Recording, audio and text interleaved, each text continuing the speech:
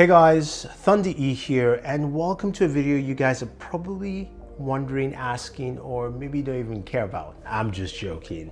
I'm talking about the ROG Ally X versus the regular ROG Ally. Yes, and you're wondering, should I upgrade? What are the benefits? What are the differences?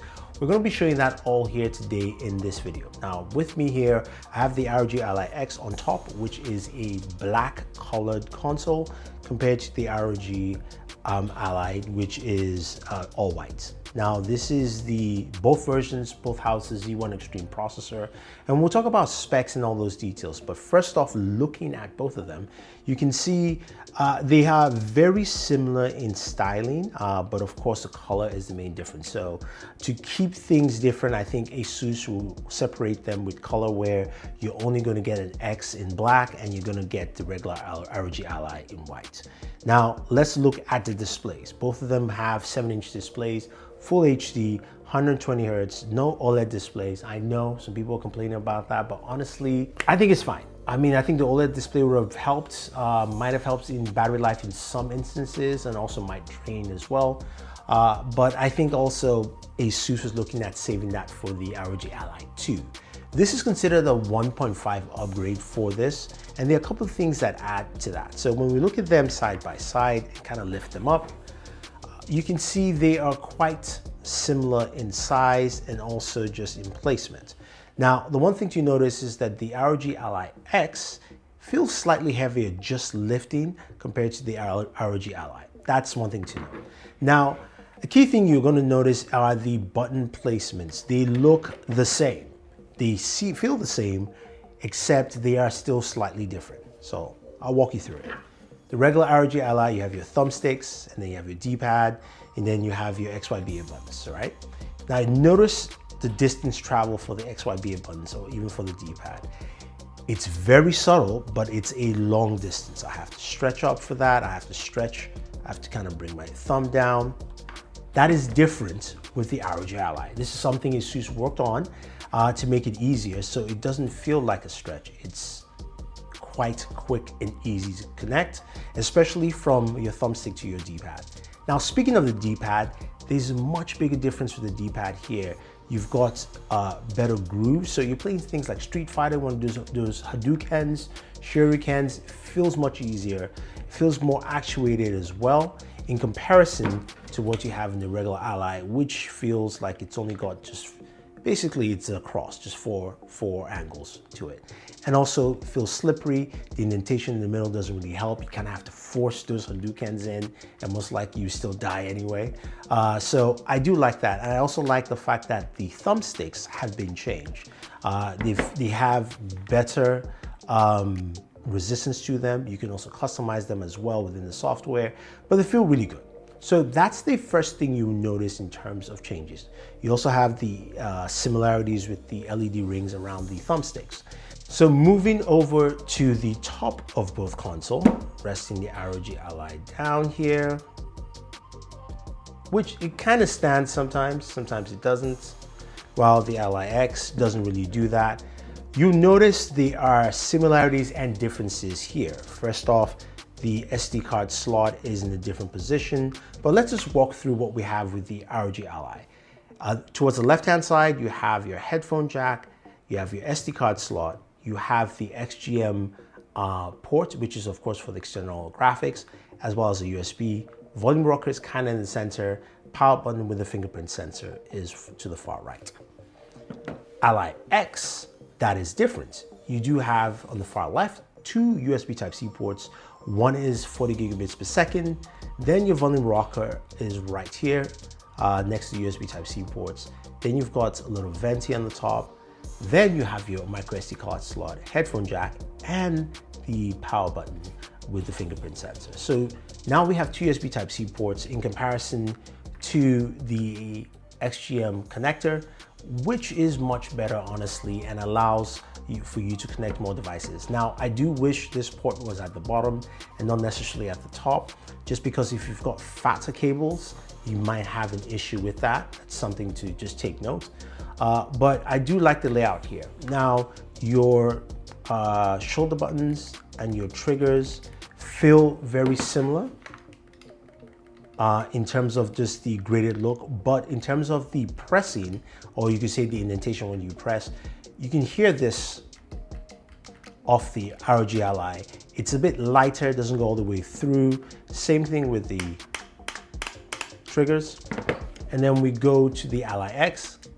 This clicks a little bit deeper, and also same thing with the thumbsticks. So you get that there as well. So I do like that. I feel they're better on the Ally X. And then we move to the back of both devices here. There's some similarities and some differences. So you notice here, the grip is different for both devices. You can see a different indentation for the grip for the Ally X and the Ally, very different. As well as the M buttons, the M1 and the M2. Now, original Ally has much larger M1 and M2 buttons. And then you of course have the kind of the ASUS logo with the vents here. And that's of course across the back. Now, what's interesting with this is that when you're using it and holding the grip, you can easily tap these buttons if you don't want to. That's something that, you could mess up your gameplay or your gaming session. So ASUS went ahead and reduced the sizes of the buttons, but also changed the grip. So when you're gripping it, you can actually still hold it. You're not interfering with the buttons, and yet you can find those buttons quite easily with any of your fingers and press those buttons, which is really nice. So that is also a huge plus. Software. Now there's some big changes to the software with Armor Crate from the ROG Ally to the ROG Ally X. Now this software will come, of course, the Ally eventually, but clearly the differences kind of stand out with how it actually works. So on the first off, you have your game library, which you find here on the ROG Ally. See all the games you have installed, and then also you can sort your games as well. So you can sort by naming structure, recently added, or platform, whichever way you want to, right? You've got that ability there. Then you can tab into your settings, where you can configure the settings control for your console. So basically the button layouts, also connections, operating mode, lighting, all that kind of stuff, and also edit your command center, right? And then you have content where you can see campaigns, gaming platforms. That's pretty much it. A pretty straightforward, basic layout. And then of course your user center is right here. So nothing too crazy in terms of the usability, in terms of what you have, something we already know. Going to the Ally X with Armor Crate 1.5 and up, you have, of course, your game library here, but you can see I only have one game. I'm still down a bunch of games, but you can actually tab through by favorites if you had favorites, games, Street Fighter 6 here for now, and then platforms. You can see the platforms I have right here. You can change your views from lists. You can manage the library, sort by, of course, the playtime, installation, platform. So there's more sorting options for you here. You can customize the library in terms of the look, horizontal, vertical, cover art size, game title. So there's more customization here as well to manage the way you want this library to look, right? So we have that.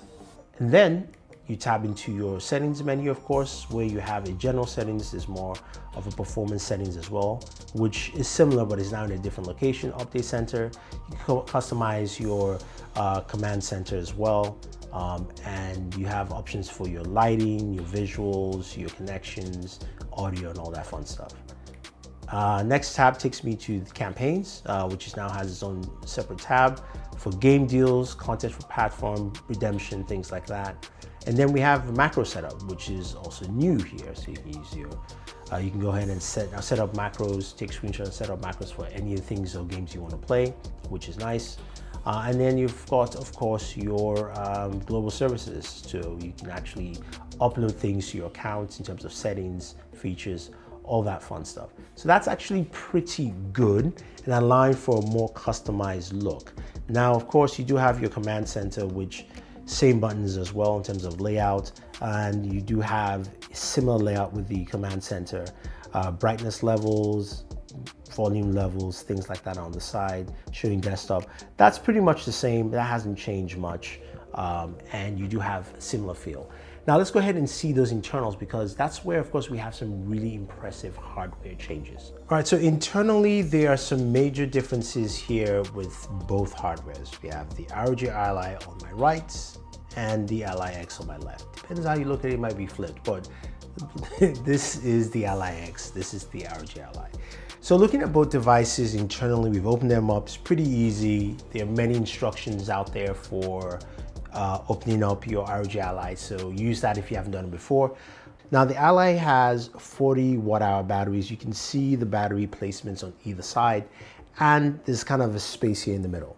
Now this thing here, let's zoom into it, is your SSD.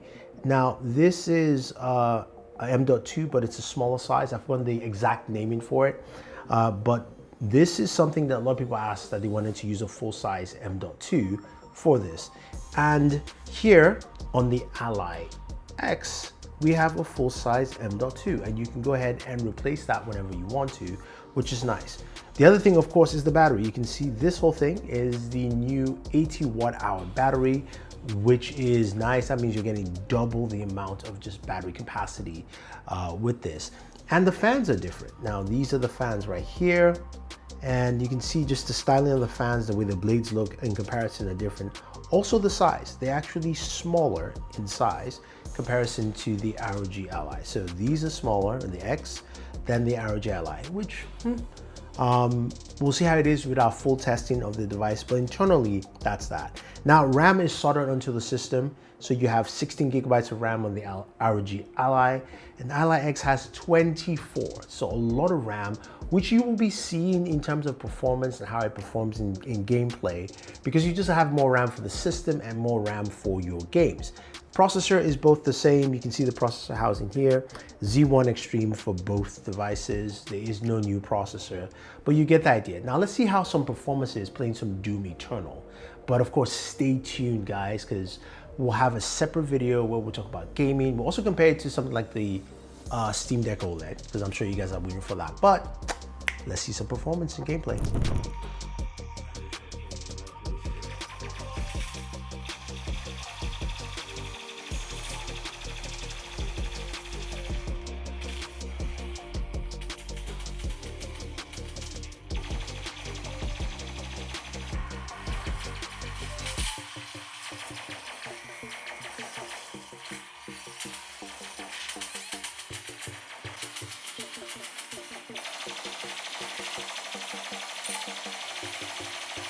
Okay, so looking at both devices, I like what ASUS has done with the Ally X. Even though it feels a little bit heavier, the grips are really nice, and also I do like the button layout. Plus the bigger battery at 80 kilowatt hours compared to the 40 kilowatt hours on the ROG Ally allows for longer gameplay sessions. So I could get up to 4 hours of gameplay, depending on the games you're playing, of course, while traveling with this device. I think it's gonna be a lot of fun, and I think a lot of people like that. Now, another thing I wanted to show you guys quickly is, does the ROG Ally X fit into standard cases already available for the ROG Ally? And I've got two cases. So this here is, of course, the official case for the ROG Ally. And as you know, this will fit your Ally quite well. Boom, you zip it up, no problem.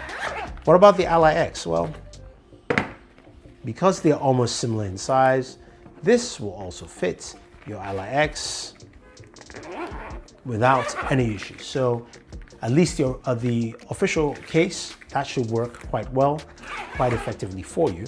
Now, this is another case that I picked up. This is TomTalk. It is a cheaper case, but I do like the hard shell and also the smaller feel to it. This will fit, of course, your ROG Ally well. You can see the spacing for your thumbsticks there, as well as your buttons, and boom, simple. So that's for the Ally. Now, what about the Ally X? Let's go ahead and check that out. Take the Ally X, place it in. Moment of truth, I actually haven't tried this yet. And it does. So you have it here, works out for you. So if you want a hard shell case, this will work as well. Or of course, the standard official case. So there you have it, guys. I think the ROG Ally X is a great 1.5 upgrade, if you will. I know some people complain about the OLED display, but especially for the fact that you're getting up 24 gigabytes of RAM in here, which means you can do much more, your games can access much more, and you can also expand that storage whichever way you see fit. So putting like a 4 terabyte hard drive if you want to in there will make a lot of sense. But if you have any questions or any comments, or you think maybe this is not the price point I like, ASUS says you have options. You can start off with the most basic ROG Ally and go all the way up to the Ally X. So if you want to pick up any of these devices, use our links down below. Don't forget to like, share, subscribe, and always enjoy entertainment.